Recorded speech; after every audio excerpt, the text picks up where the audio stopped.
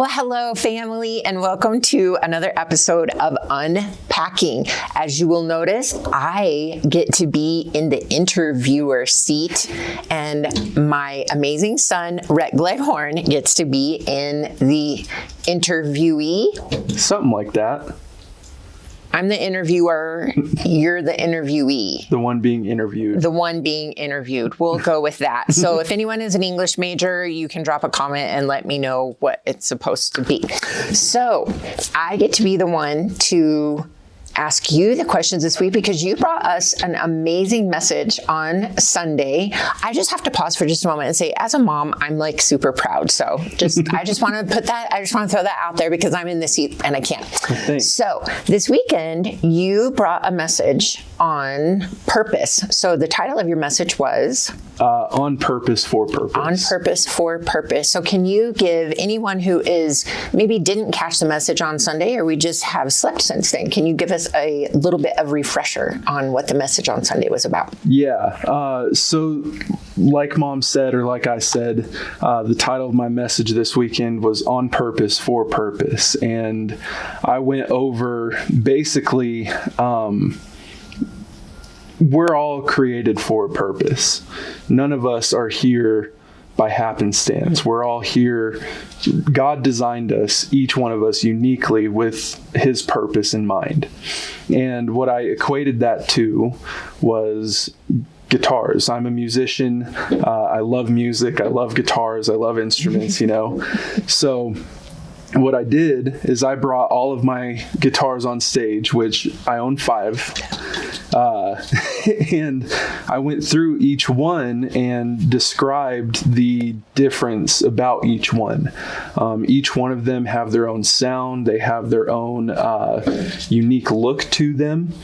And each one of them are different in their own way in the tones that you get out of them, the warmness or the brightness of each guitar, or the ways that you can change the way that they sound, speaking an electric guitar tone. And I equated it in the way that each one of those guitars look unique. They have a unique sound. They get the job done, but they're all unique in their own way that they get the job done. And no matter the uniqueness or how they sound, they all were created with the purpose in mind of creating music. Yeah. So each one of us is created in that same way. We're all unique. We look different. We sound different. We have different personalities, different jobs, whatever that might look like. We're all different. However, even though that we're different, God still created us with the same purpose in mind. He created us to fulfill his purpose. And what I used, the scripture that I based it off of, was Ephesians 2:10, where it says that, this is me paraphrasing, but it says that we were all created with God's purpose in mind, that God had a purpose before he even created us, and he made us around that purpose. I love that. So I used that scripture and then went into Psalms 139 where it says we are fearfully and wonderfully made. Yeah. So yeah, that's basically the gist of my message this weekend. Yeah. So when you say that each one of us are created for a purpose, on purpose, what did you share with us on Sunday is our main purpose? Like, what is it? Like I loved what you said. And I loved this because when you showed each one of your guitars, you said, this one is special to me because, this one is special to me because every single one of your guitars was special to you. Yeah. And maybe I'll come back to the purpose thing in a minute, but kind of take a minute and just kind of expound that thought, because each one of your guitars, like you said, they all are for the same purpose of making music, but each one of them does so very uniquely and very differently. And you had a different reason as to why you had a particular attachment to each guitar. So take a minute and kind of expound on that and the way that God looks at us and how he loves each one of us for the purpose that he created us for. Yeah. So Again, if you didn't get to watch the message, I own 3 acoustic guitars and 2 electric guitars. And the 3 acoustics, my Washburn, my Martin, and my Ovation. The Washburn has a really deep sound, and it was given to me by Mark Fellini, he was one of the main ones to inspire me to pick up guitar and start playing music. My Martin is really bright sounding. It has a really high treble end. So that one gets a little bit of the higher register, whereas the Washburn picks up the lower register. And my Martin was given to me by Jack Lawson, which opened the door for me to go down and intern with him and learn more about music and learn more about working in church. My Ovation was given to me by Poppy, and that one is special to me because that one, I mean, it's one of the last things that he gave me before he went to be with Jesus, you know.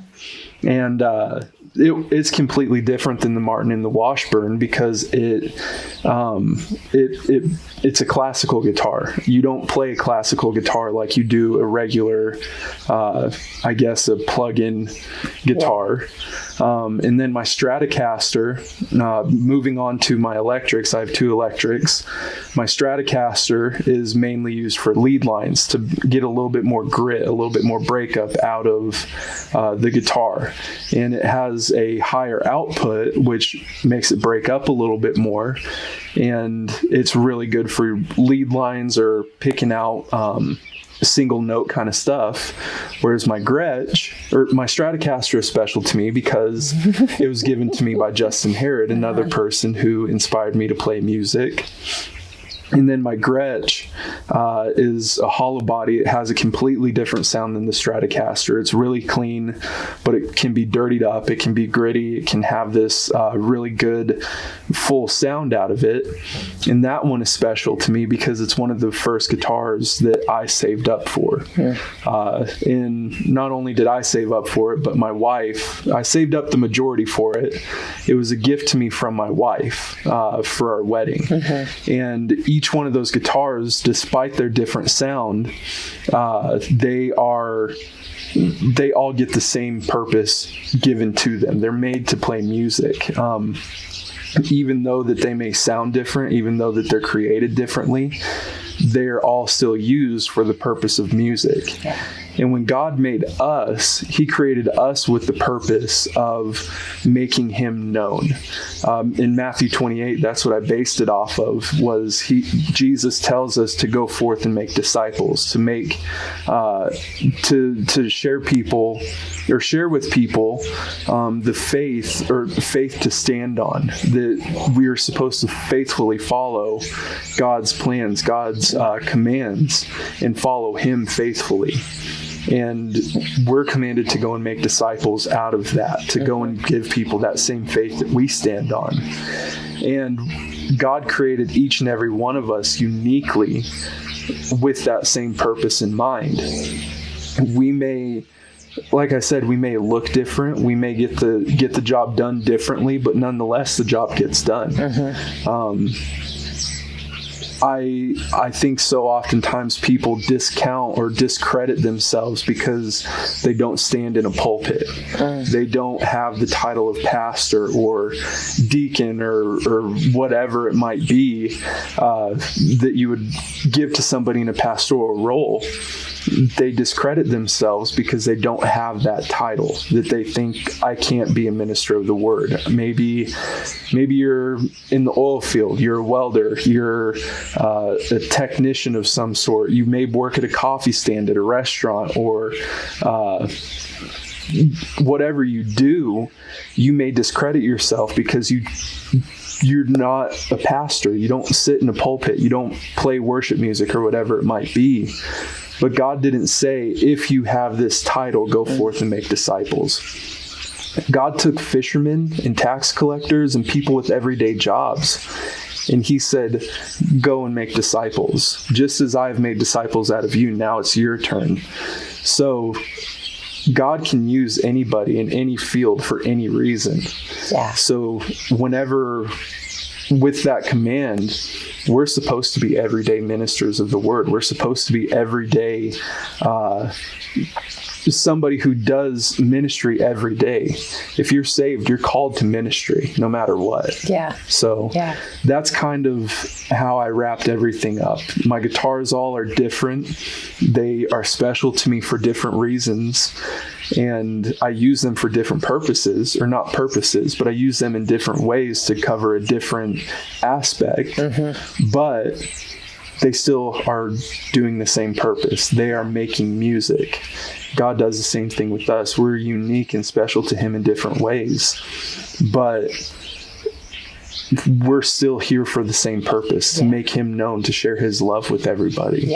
Yeah. So I love his passion for music, and he talks about guitars, and he could be speaking in tongues to me because I understand about half of what he's saying. Yeah. One of my favorite words that I learned from you is humbucker. I don't even know what that means, but it sounds like it could be a dirty word or an insult. I said that on Sunday. I said that sounds like I'm saying something like a slur of some sort, but it's not. It's a name for a pickup in a guitar is a humbucker. You have single coils and you have humbuckers. See, again, speaking in tongues. I don't know. But I love the analogy of the guitars because I don't know all of what, I don't understand everything that you're saying and why you pick the certain guitar that you pick to play on Sundays. Some Sundays you have this guitar and some Sundays you have this guitar.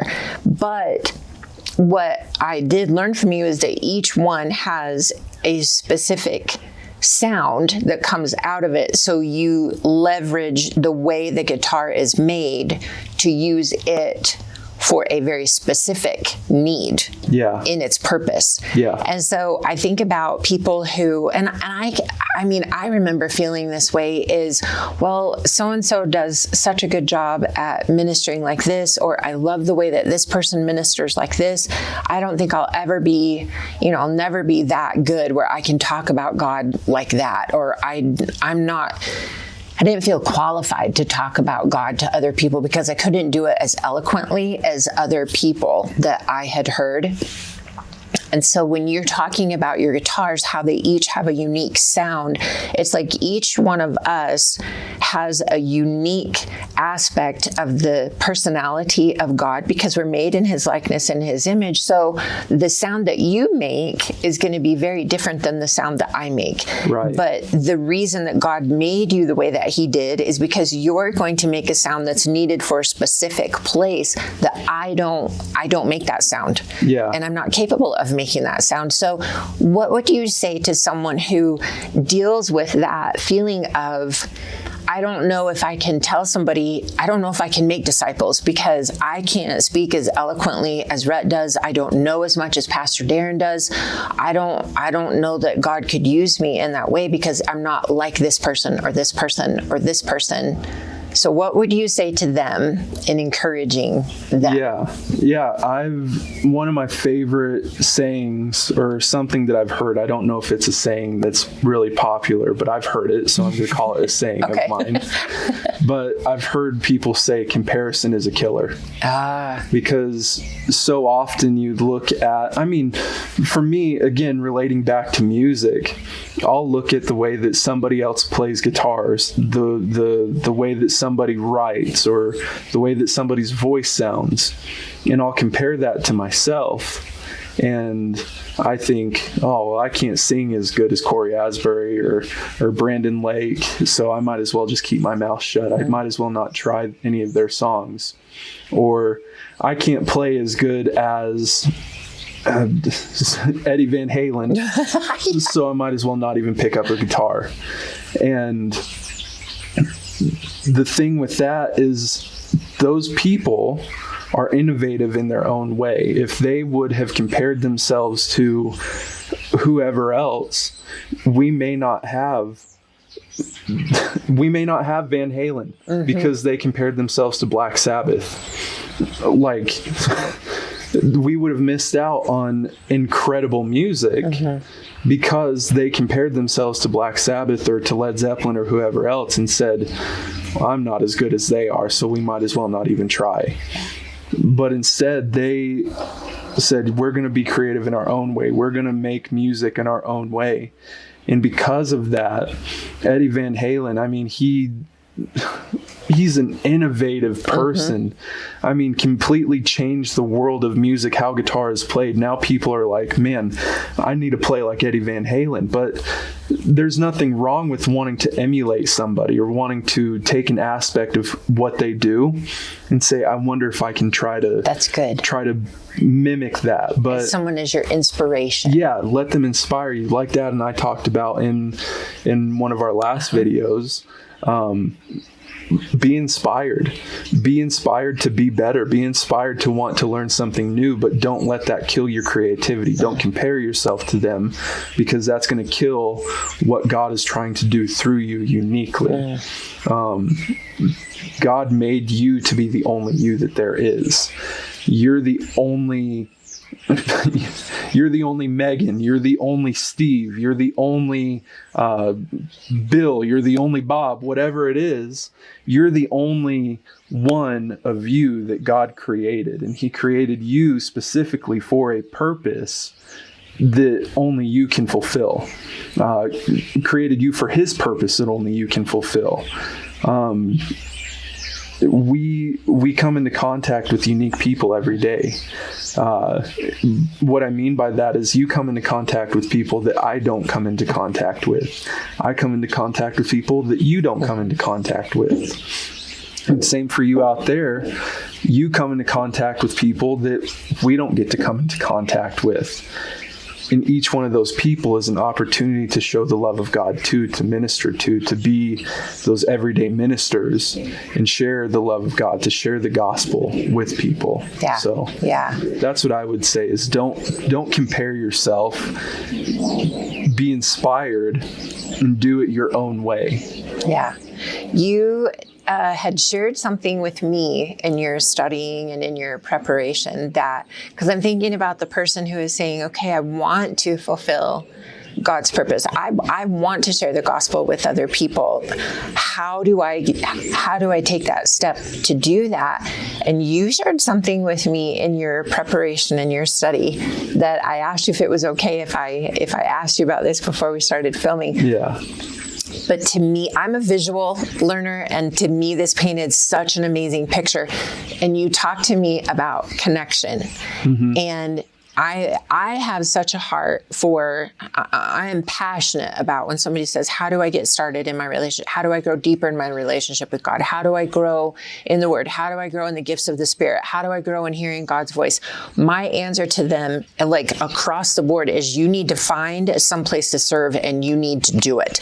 Well, in order to do that, it requires connection. And you had a really, really cool analogy about connection. So take off on what I just said right there and share what you were sharing with me about connection. Did I set it right? Yeah. Okay. Yeah. Okay. Did I set it right? Yeah. Did I say it? Did I set you up right? Said it. You said it. You say it good. Yeah. So again, going back to music, going back to guitars, with guitar strings, what I was thinking about using as an example, and I'm probably going to use it eventually. I was going to say, if you are a follower and Unpacking family, you're getting a little bit of an insight here into something that you may hear from the pulpit later, but this is what you get when you're part of the Unpacking family. You get the inside scoop. Yeah. Okay, go ahead. So the way that a guitar is constructed, you have the body, which is where your right hand, or if you're left-handed, where your strumming hand is. That's where the body sits. And then connected to the body is the neck, which goes all the way to the headstock, or the head. And the head of the guitar is where your tuning pegs are. So the way that a guitar is built is that the strings are connected to the body, and then they are connected to the head as well.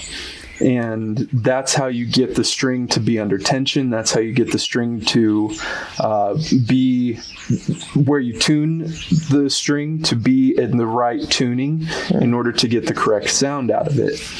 And with people who want to fulfill their purpose, what I would say to them is, if you think about the guitar as a church kind of way, your body is the congregation. Your body is the church. You have to be connected to the body. Whether that be, it has to be more than just serving. Just showing. You can't just show up on Sunday mornings. That's coming in and being the first one in, or the last one in and being the first one out. That's not connection. Yeah. Yeah, you have to be connected to the body, whether that be through serving, through volunteering, whatever that looks like. You have to be, there has to be relationship built up. Making friends inside of the church, stepping out and saying, hey, I'm new here, or hey, I've been coming for a while. Even if it's just to somebody that you're sitting next to, creating relationship with them. And then from that, they're going to connect you to other people that they know of. But the best way to get connected is to serve, to volunteer. The cool thing about serving is that you're serving around more than just yourself. It's not just you filling a role in ministry. You're a part of something bigger than yourself. You're connected to other people. That's huge. So you have to be connected to the body. The string has to be connected to the body. And from that, once you connect to the body, then you're connected to the head. And the head is God. So you have to be connected both to the body and to the head in order to be used purposefully. A string has a purpose. A string is specifically made. This is getting really technical with it, but they're made specifically to go in a certain spot. They're made to fulfill a role. God made us to fulfill a role, to make him known. And the sound that's produced out of those strings is specifically designed to be in that one spot. So if you're wondering what your purpose is, get connected. Find the spot that you're supposed to be in, because God made you uniquely for that spot to fulfill that role. And when you're connected to the body, and whenever you're connected to the head, intention is brought out, the right amount of tension, the right amount of just the right mix of everything. You fulfill your purpose. Yeah. You will find what your purpose is. So it might be, I love that. I love that you said that. It's a stretching, and then there's a little bit of tension, because somebody might say, well, it's just not my personality to do that. It might not be your personality, but it is your spirit. Yeah. Because your spirit, your personality should submit to the Spirit of God on the inside of you. Your personality isn't it is part of who you are, but the Spirit in you is the fullness of who God has called you to be. Yeah. And so when a person might say, well, it's not my personality, or gosh, that's just so outside of my comfort zone. It's going to create a little bit of tension to take a step out, because if you're connected to the head, but you're not connected to the body, you're not filling the specific spot that God has created for you to fill. And there's no sound there. Yeah. There's nothing being created there. And so for a person to feel like, oh, that makes me uncomfortable, that's the tension that is needed for you to make the sound that God created for you to make. Yeah, it's okay to be uncomfortable. For me, playing my guitar, there's an aspect of uncomfortability there, because I may be learning something new. I may be trying something new out, and there's an aspect of uncomfortability there. Where I really get uncomfortable is ministering, because it's one of those things. I like to call myself an introverted extrovert. There's a new name for it. I can't remember. A scientist gave it a name for people with the personality that you like to be around people, but you like to be in your own world, you know. I think it's called like a omnivert or something like that, or an obstavert. I don't know. It's something like that. Drop it in the comments. Yeah, if you know. But that whole the ministering aspect, to me, it makes me uncomfortable because it's very I'm outgoing whenever I'm around people that I know and with people that I am comfortable with. But whenever I'm around people that I don't know super well, I tend to be pretty quiet and reserved. So the aspect of getting up to minister, it's something that I have to like, you know, kind of settle within myself and get up and do that. But that's part of what God has called me to do. And if I wanted to, this may be a little bit of a hot take, but let me see how to word this the right way. Not submitting to what God has called you to do in order to fulfill your purpose is really selfish. Because God has called you to do something in order to fulfill his purpose, right? And if you're not willing to submit to God's will for you and to submit to the calling that he has for you, you are putting yourself in a place of thinking that you know better than God.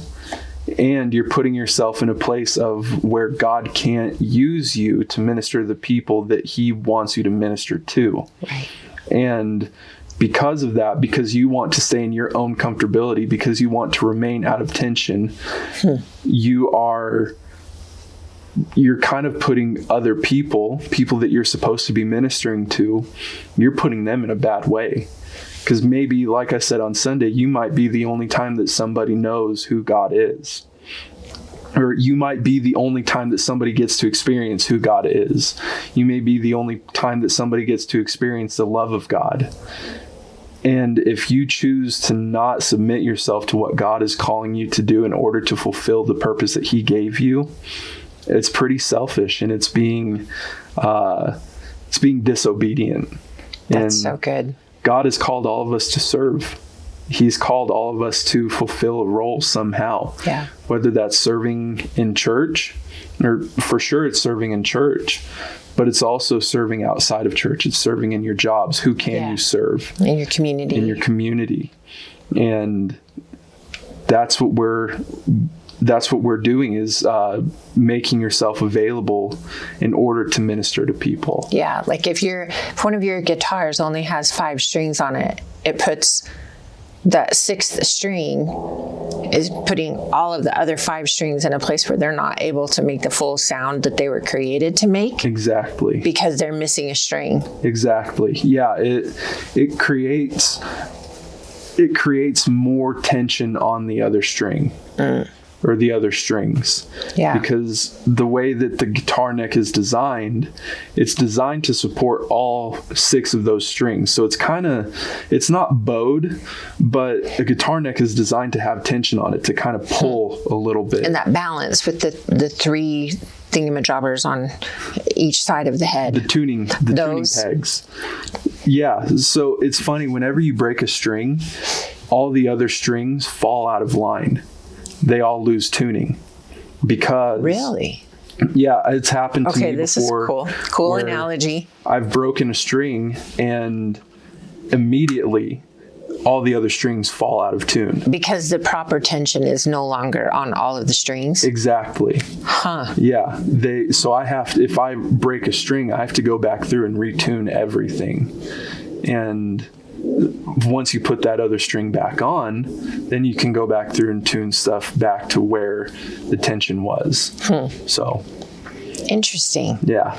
Don't be a broke string. That's what that's my takeaway from that. That's a good takeaway. Don't be a broke string. Yeah. And being attached, connected, so that we fulfill our purpose. Yeah. Be connected to the body, be connected to your church, and be connected to the head as well. You have to be connected to God and to the body in order to fulfill your purpose. I'll ask you this final question, and I know the answer, but I feel like I want to hear the way that you would say it. Is I love the scripture that you pulled for us out of Ephesians chapter 2, being that before we were ever even made, that God had good works planned out for us, that we would fulfill them. So for anybody who isn't feeling qualified, or maybe they don't feel like their role is as important, like what we were just talking about the strings, then how can, well, let me say that, what would you say to encourage someone in exactly what you were saying, is that those good works, that if they're breathing, there is a plan for good works from the Creator on the inside of them. So encourage that person right now to step into fulfilling that. I loved what you said. Like we have stuff that we're supposed to be doing. And so how would you encourage that person that's maybe sitting on the fence, like they're coming to church and they're thinking about it, but they just maybe need that extra little, just that little bit of a push to break over into stepping into that good work that God created them for? Yeah. One of my favorite sayings, again, I'm full of them, is God doesn't call the qualified, he qualifies the called. Every one of us are called. Whenever we came into relationship with Jesus, with God, we were called. I believe that even before then, God has a call on our lives. Even whenever we're not in relationship with him, it's just a matter of time, or a matter of coming into relationship with him, that we learn that we are called, So if you're struggling with the feeling of being qualified, I would say that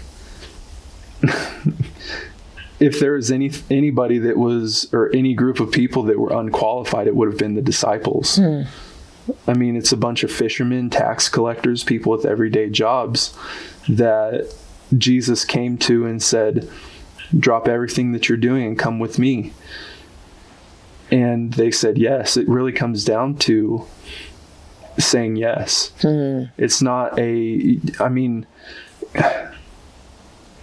all it is it's a simple yes. It's just saying, yes, I'll do what you've called me to do. I'll fulfill that purpose, God. And just being obedient to what the purpose that he's put on the inside of each and every one of us. Yeah. And if you're feeling like you don't know where to start with something simple. I mean, I love Glenn and Ann Smith. You and Dad's spiritual mother and father, my spiritual grandmother and grandfather. Everywhere that they went, it didn't matter if you were checking out at Walmart or if you were sitting down to eat dinner. By the end of their interaction with you, you were getting saved. And you experienced that multiple times. Yeah. And it doesn't have to be leading somebody to the Lord. I mean, if you're starting off and if you're leading people to the Lord, kudos to you, because that's pretty freaking awesome. But it can be as simple as just saying, hey, Jesus loves you. Yeah. And watch people's face whenever you say that to them, because they're going to kind of bug their eyes out at you and go, okay, thanks. But what's cool is that you're planting the seed. And God calls us to just plant the seed. He'll be the one to tend to it, to water it, to make sure that it comes to life. And the person has to be receptive to it too. But if you're throwing seeds, some are going to land. It's the parable of the sower. Some land on inhabitable ground. Some are picked up by birds. But then there's those few that take and begin to grow. So cast seeds. Be a volume shooter. be that person that chucks up threes and maybe you chuck up 10 of them, but 2 of them land. Yeah. At least 2 of them landed. Yeah. Yeah. Just step out. Say yes to what God is calling you to do and do something simple. It doesn't have to be, I need a mobile ministry. I need to go out on the road and start ministering at churches, or I need to set up on a street corner with a megaphone. It doesn't have to be that. Yeah. It can be as simple as, hey, Jesus loves you. I said this quote on Sunday from St. Francis of Assisi: preach the gospel always, and when necessary, use words. Ministering the gospel doesn't always have to be speaking. It's our actions. It's how we carry ourselves. It's how we interact with people. It's simply showing the love of God. If you want to know how to share the love of God, go read 1 Corinthians 13. It says, love is kind, love is patient, love does not boast, it's not proud.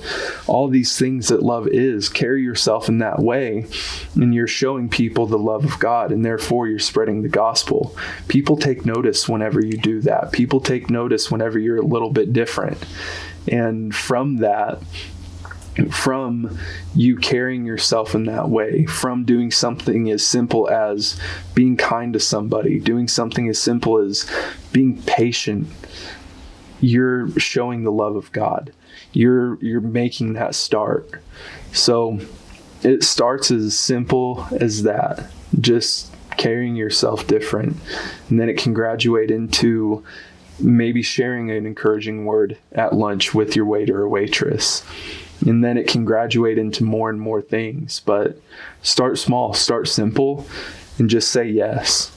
That's what I would say. That's so good. I love that. Give God a yes. Mm-hmm. Just very simply say yes. Yeah. That's so huge. That makes that, but that's so huge, but it's so simple. Yeah. It's one of the scariest things that you will do. It's one of the most exhilarating and fulfilling things that you will ever do is give God your yes. David, I love the story of David because David starts off as a shepherd, and because of one simple yes to answering God's call for his life, he ended up being one of the greatest kings in the Bible.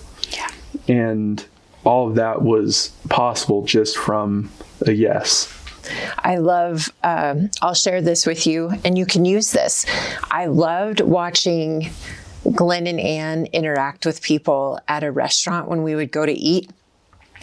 And one of Glenn's gifts was making people laugh. And if you can make people laugh, then he knew that he had them. And I don't know how many times we wouldn't even have our food order in and they would be praying with somebody the prayer of salvation, over and over and over again. But one of his favorite things to say to a waitress was, especially if we were at a breakfast place, is he would say, so who do you think was the first person sitting around and said, the very next thing that comes out of that chicken's butt, I'm going to eat it. Talking about eggs, of course, but that would disarm our waiter or waitress, and then they were eating out of the palm of his hand. Mm-hmm. He would get them laughing and laugh with them. So it wasn't presenting, go into all the world and preach the gospel. And I love what you said, use words if necessary. Mm-hmm. He would make them laugh and laugh with them. So it made God not scary. It made God, then anything that he told them after that, because he was a kind man, this man just made me laugh, and he's not all stuffy and, religious acting. He's talking about stuff that comes out of chickens, so, and I was always in awe watching the way that he could just capture a person. Mm-hmm. But all of us have that ability, but my guitar sounds different than his guitar. It doesn't look the same as his did. And your guitar is going to look and sound a little bit different, but the purpose is all the same. So, Rhett, thank you so much for sharing your heart with us. I love the simplicity and the complexity that you bring at the same time to your messages. I love the vulnerability that you bring and being real. I love that you just make the word so real for us. You're real for us. And I just love listening to you. I love your messages. Good. Yeah. I'm glad. Yeah.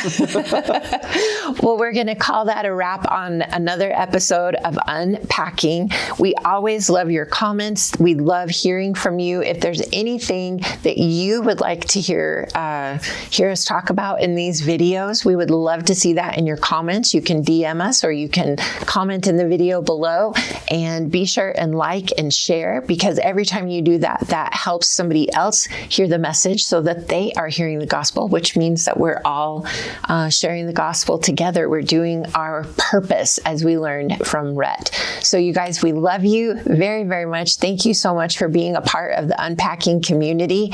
And we do always purpose to share a little bit of insider information, the stuff that you don't get unless you're part of the Unpacking community. So we treasure every person who joins in and is a part of what we're doing here and helping to spread the gospel and being a part of fulfilling our purpose on purpose. So did I cover everything that needed to be covered? I think so. The only other thing is that if you're not subscribed yet, we encourage you to subscribe to the channel because that pushes it to more people, but you'll also be notified whenever we go live on Sundays and whenever these Unpacking videos come out. Yeah. So, Rhett, thank you so much for the conversation today. Yeah, of course. Thank you.